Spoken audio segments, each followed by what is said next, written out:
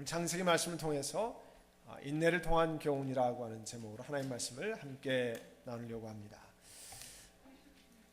우리 모두는 21세기 현대 문명이 주는 혜택에 굉장히 익숙합니다. 정확히 말하면 우리 모두는 미국과 한국의 발전상이 만들어낸 편리함 또 풍요로움에 사실은 푹 빠져 삽니다.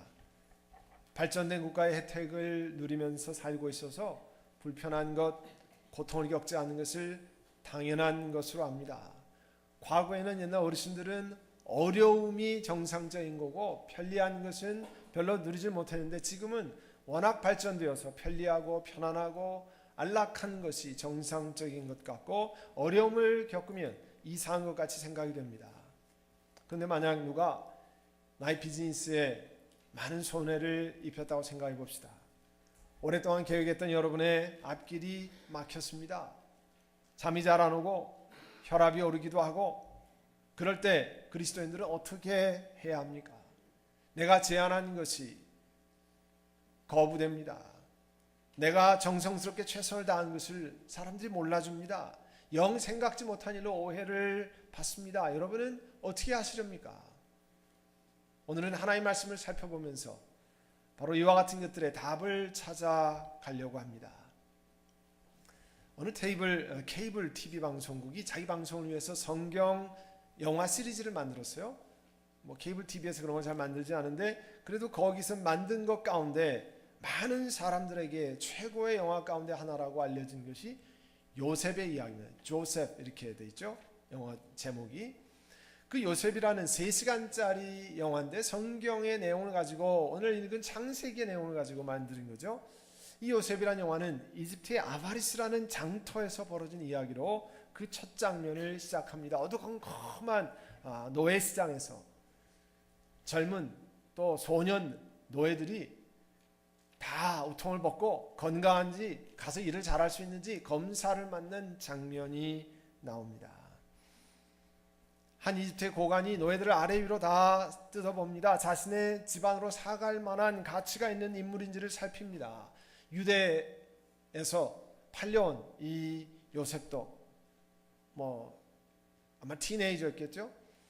그 가운데 서 있습니다. 결국 상인들의 막 모욕적인 언사, 물건 취급을 하고 또 채찍에 맞아가면서 요셉은 결국은 이집트의 고관집의 흥정이 되어가지고 성사되어서 팔려갑니다.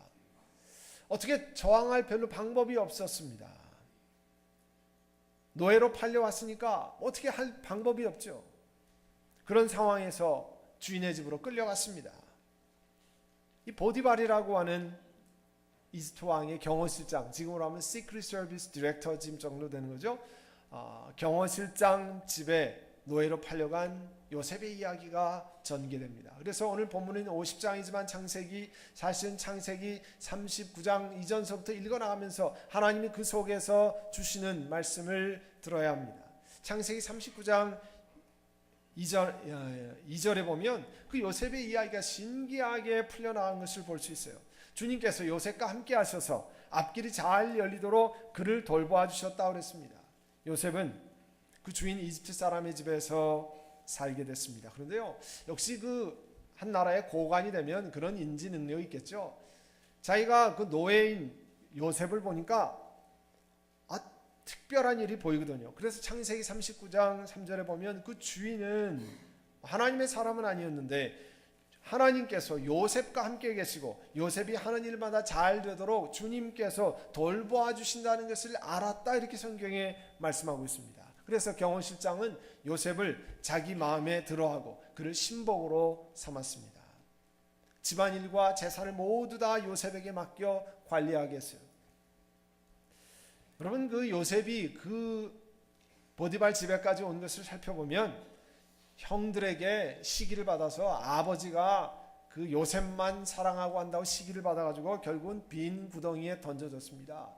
다 죽게 됐는데 형들이 죽이겠다고 하는 것을 그 큰형이 죽이지 말자 가까스로 그렇게 해가지고 대상에게 팔려서 이집트로 팔려왔습니다.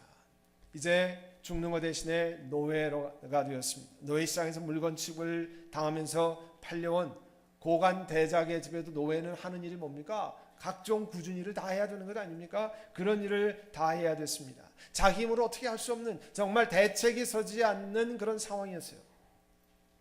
이 요셉은 아버지의 애지중지하던 아들 아니었습니까? 12아들 중에 늘 제일 좋은 옷을, 제일 비싼, 지금으로 말하면 제일 비싼 옷, 채색 옷을 입었던 아들이었습니다. 그런 귀한 아들이 노예로 팔려왔어요. 근데 하나님이 그 노예에 있는 중간에도 이 요셉을 하나님이 축복하셔서 하는 일마다 잘 되게 하셨습니다. 그래서 덕분에 요셉은 노예였지만 그 경호실장 집에 가정 총무라는 직책을 맡았습니다. 그래서 노예 중에서도 가정에 책임 있는 일을 맡고 그것을 진행하게 되었습니다. 그러나 이런 어려운 속에서 인정을 받았던 시절이 오래가지 않았습니다. 경호실장, 경호대장 부인이 이 용모가 준수했던 핸섬맨이었던 이 요셉을 유혹하기 시작했어요. 요셉은 부인의 유혹에 응답하는 일이 안 된다는 것을 알았습니다. 극구 거절했어요. 어떻게 이야기했냐면 창세기 39장 9절에 보면 이렇게 말합니다. 이 집안에서 내 위에 아무도 없습니다. 그런데 내 위에 내 주인께서 마음대로 하지 못하게 한 것 딱 한 가지 있는데 그것은 마님입니다. 부인이 있습니다. 마님은 주인 어른의 부인이시기 때문에 그렇습니다. 그런데 내가 어찌 이런 나쁜 일을 저지르겠습니까? 거기에다가 더 중요한 것 한 가지를 포함하고 있습니다. 하나님을 거스리는 죄를 지을 수 있겠습니까? 이게 엄청난 성적인 범죄인데 내가 그렇게 할 수 없습니다. 사실은 주인을 위해서 대단히 중요한 일을 한 거 아니에요. 부인 마님을 잘 보호해드린 거 아닙니까? 그러나 이 부인의 성적인 유혹을 계속해서 거절한 대가는 참혹했습니다. 부인은 자신의 요구를 거절하는 요셉을 거꾸로 요셉이 나를 성적으로 욕보이려 했다는 거짓말을 통해서 궁지에 몰아넣었어요. 이 요셉이라는 영화에 보면요, 성경에 나와 있지 않지만 이런 장면을 넣었습니다. 보디발이 자신의 사랑을 받고 권한을 위임했던 그 요셉이 정말 자신의 아내를 욕보이려 했는가? 배석자들을 다 내보내고 직접 1:1로 신문하는 장면이 나옵니다. 그때 요셉은 자기 삶의 고통스러웠던 이야기를 나눕니다. 하나님 앞에 성적인 정결함을 유지하도록 왜 이런 결심을 했는가의 이야기를 나눠요. 여러분 아시는 것처럼 요셉에게는 디나라고 하는 누이가 있었습니다. 시스터가 있었어요. 이 디나가 이방 땅 추장 세겜에게 욕보임을 당합니다. 요셉의 형제들이 분노했죠. 그래서 어떻게 했습니까? 결국 이 요셉의 형제들은 피비린내나는 복수극을 행합니다. 모두 할례를 받게 하고 그 다음에 가서 남자들을 다 칼로 죽이는 참 엄청난 일을 경험합니다. 그 복수를 했어요. 한 사람의 성적인 방종이 수많은 사람들을 고통과 죽음으로 내몰았던 이런 사건 앞에서 자기가 이제 하나님 앞에 성적으로 신실함을 지키려고 했다고 하는 이야기를 보디발에 이야기합니다. 그러나 그런 것도 다 소용이 없었어요. 또 아까 말씀드린 것처럼 하나님 앞에 내가 범죄하려고 하지 않습니다. 그런 자신의 하나님 앞에 신실하려고 했던 요셉. 그렇지만 죄수를 감옥에다가 결국은 가두는 그 속에 죄수로서 끌려 들어갈 수밖에 없었습니다. 명백한 모함이었습니다. 그러나 도리 없이 죄수로 감옥 생활을 시작해야 됐습니다. 노예에서 노예보다 더한 감옥 생활로 들어가야 했어요. 근데 성경에 보면 감옥에서도 하나님께서 요셉을 돌보시는 일이 나옵니다. 요셉의 일이 잘 되게 하셨어요. 모함받아서 갇힌 그 감옥 속에서 요셉은 이상하게 간수장의 신임을 받아서 그 감옥 안에서도 그래도 책임을 맡는 일을 맡습니다. 한 번은 왕을 섬기는 신하 두 사람이 들어왔는데 그 두 사람의 꿈을 해석하는 일을 합니다. 그리고 결정적으로 다시 왕의 신임을 받은 신하 한 사람의 꿈을 잘 해석해 줍니다. 그걸로 인해서 왕 앞에 서서 이집트 왕 앞에 서요. 모함받아서 감옥에 들어가지 않았으면 이런 일이 없었을 텐데 모함받아 감옥에 들어가는 그 아픔이 계기가 되어서 이집트 바로 왕 앞에서 바로 왕의 꿈을 해석하는 기회를 갖습니다. 그런데 성경에 보면 바로 왕 앞에 나갈 때까지 얼마를 기다리냐면 자그마치 2년을 감옥에서 죄수로 기다려야 했습니다. 여러분이 요셉이라면 여러분 하나님을 향해 어떠한 질문을 하시겠습니까? 하나님 앞에 범죄하지 않으려고 했다가 모함을 받아 감옥 생활을 합니다. 하나님 이게 뭡니까? 아니 계속 산 넘어 산이 아닙니까?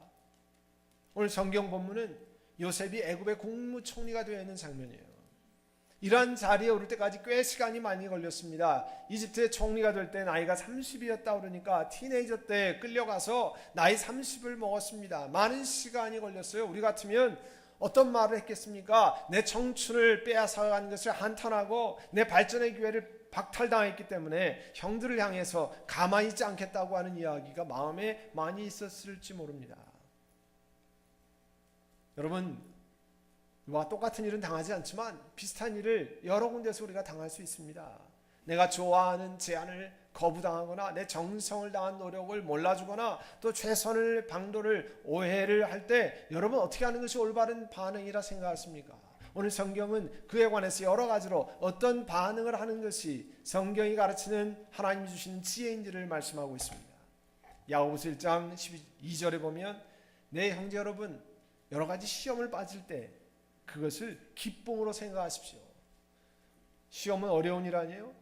고통스러운 일인데 그걸 기쁨으로 생각하십시오. 왜냐하면 그런 믿음의 시련이 인내를 낳는다는 것을 여러분 알고 있습니다.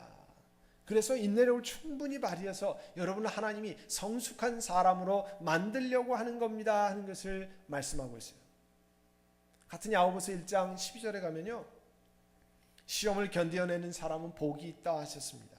그 사람은 참된 것이 입증이 되어서 생명의 멸류관을 받을 것이기 때문입니다.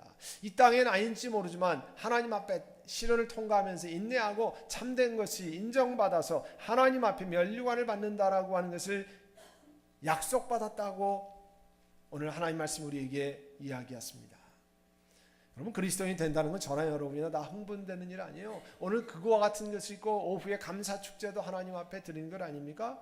예수님으로 인해 저와 여러분이 영원히 죽었던 사람에서 벗어나서 영원한 생명을 약속받았습니다. 또 하나님이 우리 삶의 인도자가 되십니다. 우리가 영생을 얻기 위해서 한 일이 없습니다. 우리가 돈을 많이 드린 것도 아니고요, 봉사를 많이 했기 때문에 영생을 얻는 것 아닙니다. 그런데 하나님이 이 땅뿐만 아니라 영원한 생명을 약속하셨습니다.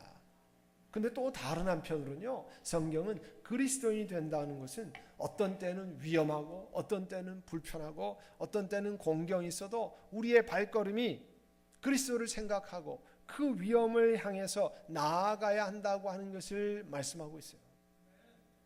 로마서 12장 12절에는 소망을 품고 즐거워하며 환난을 당할 때 참으며 기도를 꾸준히 하십시오.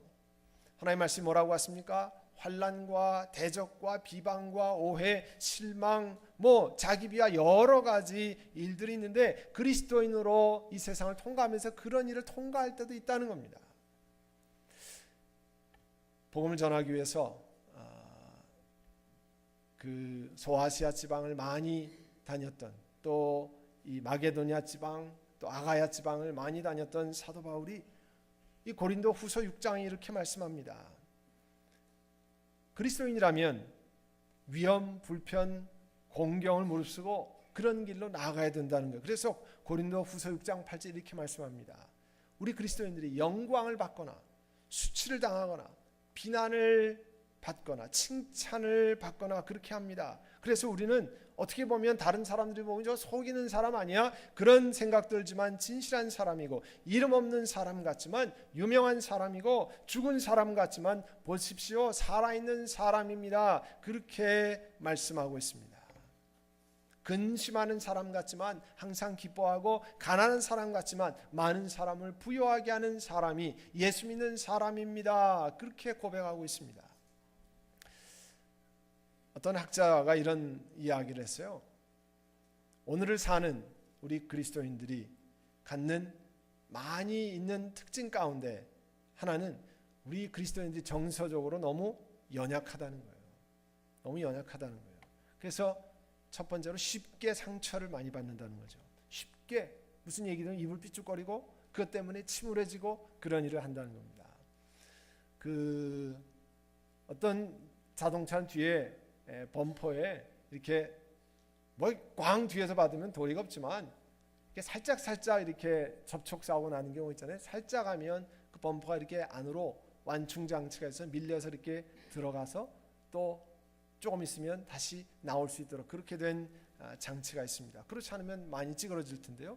우리 그리스도인들도 이런 정서적으로 이런 충격 완화 장치가 우리 영혼 가운데, 우리 심령 가운데 좀 만들고 다니면 좋겠습니다. 공격이 들어오면 좀 쑥 들어갔다가 시간이 지나면 좀 쑥 다시 나오고, 그래서 거북이가 이렇게 탁 만지면 그 거북이 그 등 안으로 쑥 머리와 팔을 집어넣지 않습니까? 그 뒤에 다시 시간이 지나면 이렇게 나오는 것처럼.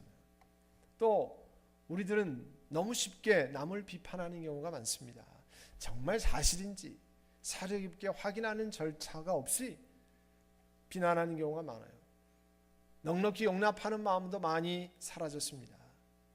사랑으로 감싸안고 덮어주는 일이 많이 사라졌어요. 또 정서적으로 연약하다는 건 쉽게 많이 무너집니다. 교회를 향한 헌신도 쉽게 무너지고 다른 사람을 향한 신실했던 마음도 쉽게 무너지는 경우가 많고 또 쉽게 낙담하는 경우가 많다는 거예요. 비판, 반대 이런 것 앞에서 인내하고 싸워갈 능력이 많이 배양되지 못했다. 이런 것들을 요즘 그리스도인들 가운데 우리가 만연한 것 가운데 하나라 이야기합니다. 그런데 성경 말씀은, 하나님 말씀은 이런 시대를 살아가는 우리들에게 뭐라고 말씀합니까? 무릇 그리스도 예수 안에서 경건하게 살고자 하는 자는 핍박을 받으리라. 여러분, 예수 그리스도를 바르게 선포하고 하나님을 올바로 믿고 나아가는데 핍박받는 일도 생겨난다는 겁니다. 유명한 찰스 스펄전 목사님이 한쪽 눈 멀고 한쪽 귀 먹은 자라고 하는 그런 강연을 했어요. 하나님의 일꾼들은 어떤 경우는 한쪽 눈이 멀고 한쪽 귀가 막힌 상태로 우리를 향한 소문에 반응을 좀 해야 된다는 거예요. 그래서 이분이 이런 얘기했어요. 어떤 이야기가 들리고 무엇이 보이든 간에 어떤 경우는 듣지도 말고 보지도 말아야 된다는 경우가 많이 있다는 거예요. 그래서 자기는 사자굴 속에 있는 것 같지만 평안한 삶을 누릴 수 있는 것은 한쪽 귀를 막고 한쪽 눈을 닫고 그렇게 살아야 된다 이야기를 했습니다. 우리가 인내가 필요한 부분이라는 거죠. 여러분, 만일 요셉이 오래 참지 않았다면 하나님을 향한 원망과 좌절 시간을 다 보냈을 거예요. 그리고 그는 완전히 다른 인물이 되었을 겁니다. 티네이저 때부터 형들이 나를 일으켰다고 원망하고 이를 갈았으면, 내가 잡으면 가만히 놔두지 않겠다고 생각했으면, 노예 속에서 방법이 없을 때 그를 원망하고 했으면 그는 아마 먼저 노예에서 자기 때문에 다 죽어갔을 거예요. 그는 하나님의 선하심을 믿으며 오래 참고 기다리는 자였습니다. 이해가 다 되지 않지만, 무슨 뜻인지 알지 못하지만 하나님, 내가 이것을 통과하는데 하나님을 의지하고 하나님이 도와주시기를 원합니다. 그 속에서 하나님이 도와주시는 것을 경험했습니다. 그 속에서 보디발 집안에서도 하나님께서 보살피시는 것이 나타났습니다. 우리가 겪는 수많은 일들이 왜 일어나는지 이해가 어려울 때가 많습니다. 그죠? 그러나 하나님을 선하심을 믿고 고백한다면 우리 유명한 말씀 로마서 8장 28절의 말씀 우리가 함께 고백하는 겁니다. 하나님을 사랑하는 사람들, 곧 하나님의 뜻대로 부르심을 받은 사람들에게는 모든 것이 서로 합력해서 선을 이룬다는 것을 우리는 압니다. 아멘. 모든 것이 합력해서 선을 이룬다는 거죠. 여러분, 요셉의 아버지 야곱이 돌아가셨어요. 그러니까 요셉을 죽음의 자리에 내었던 형제들이 겁이 났습니다. 아, 요셉이 이제 아버지가 돌아가셨으니까 이제 형들을 가만히 놔두지 않을 거다. 그래서 이제까지는 아버지 때문에 우리들을 잘 돌봐줬는데 아버지가 돌아가셨으니까 복수할지 모른다. 그래서 형제들이 이런 말을 만들어냈습니다. 아버님이 돌아가시기 전에 요셉에게 전하라고 하시면서 이렇게 하셨다는 거예요. 내 형들이 내게 악을 행했을지라도 이제 바라건대 그 허물과 죄를 용서하라 하셨다 했어요. 요셉의 형제들이 겁에 잔뜩 질려서 한 말이에요. 그렇게 할 만하죠. 아니, 애굽의 총리니까 이제 거의 죽을 뻔했잖아요. 잘못하면 죽게 생겼잖아요. 이 말에 요셉이 대답한 고백은 우리로 하여금 참 정말 귀한 믿음의 고백이라는 것을 알게 하십니다. 창세기 50장 19절에 보면 요셉이 그들에게 이렇게 말했다고 그랬어요. 두려워하지 마십시오. 내가 하나님을 대신하기라도 하겠습니까? 이 얘기는 뭐예요? 하나님 대신에 내가 복수할, 나는 그런 사람이 못 됩니다. 만약에 복수를 해도 하나님이 하신 거지 나는 하나님을 대신할 사람이 아닙니다. 복수가 자기 몫이 아님을 고백했어요. 또 형님들은 나를 해치려고 했지만 누가 해치려고 하는지 명확히 알죠. 자기를 구덩이에 던지고 대상에 파른 사람들이 자기 형님인 것을 압니다. 몰라서 그런 게 아닙니다. 형님들은 나를 해치려고 했지만 하나님 것을 오히려 바꾸어서 선하게 바꾸어서 오늘같이 수많은 사람의 생명을 구했습니다. 이집트의 수많은 사람을 가뭄에서 건져내고 또 자기의 형제들, 자손들, 아버지 모든 식구들 그리고 결국 그 후손들이 이집트에서 번성할 수 있도록 길을 연 거는 그 고통스러운 순간을 하나님이 바꾸셔서 선하게 만드셨다고 하는 요셉의 고백이었습니다. 어떻게 인내할 수 있습니까? 결심으로만 되는 거 아니죠. 예수 그리스도께서 저와 여러분을 인내케 하시는 가장 큰 근원이 되십니다. 히브리서 12장 2절에 믿음의 주여 온전케 하시는 예수를 바라보자. 저는 그 앞에 있는 즐거움을 위하여 십자가를 참으사 부끄러움을 개의치 아니하시더니 하나님 보좌 우편에 앉으셨느니라. 예수님은 그 앞에 있는 즐거움을 생각하고 하나님이 역사하시는 것을 기억하고 십자가를 참으셨다고 그랬어요. 그래서 너희도 예수 그리스도를 바라보자는 겁니다. 예수 그리스도를 기억하고 이 땅을 살아가라는 겁니다. 여러분 예수님을 바라보고 참고 성령님의 도우심을 구하며 오래 참는 겁니다. 여러분의 오래 참음을 사용하셔서 여러분이 일상 속에서 겪는 삶 속에서 또 비즈니스 하면서 사람과의 관계 속에서 신앙생활하면서 겪는 다양한 경험들을 하나님께 주신 힘으로 오래 참음을 사용하셔서 하나님께서 아름다운 열매를 이루어 가실 겁니다. 아멘. 하나님께서 요셉을 사용하셔서 귀한 일을 이루셨습니다. 오늘 요셉의 고백이 그런 고백입니다. 우리가 함께 읽은 창세기 50장의 고백이 그런 고백입니다. 하나님은 그 악한 것을 선으로 바꾸셔서 오늘같이 수많은 사람의 생명을 구원하셨습니다. 이제 여러분의 삶을 하나님께 의탁하고 인내로 통과하면서 하나님이 아름다운 열매를 맺으실 것을 소망하고 기대하시는 여러분 되시기를 바랍니다. 기도하겠습니다. 사랑하는 주님, 은혜를 감사합니다. 오늘 요셉의 삶을 통해서 우리에게 말씀하시고 또 우리를 깨닫게 하시고 우리 삶을 돌아보게 하시는 하나님의 음성을 듣게 하여 주시옵소서.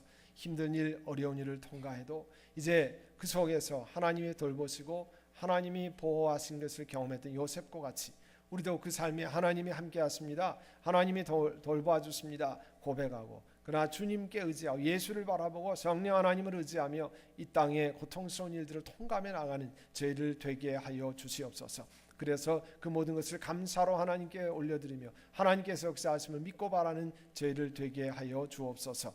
예수님의 이름으로 기도하옵나이다.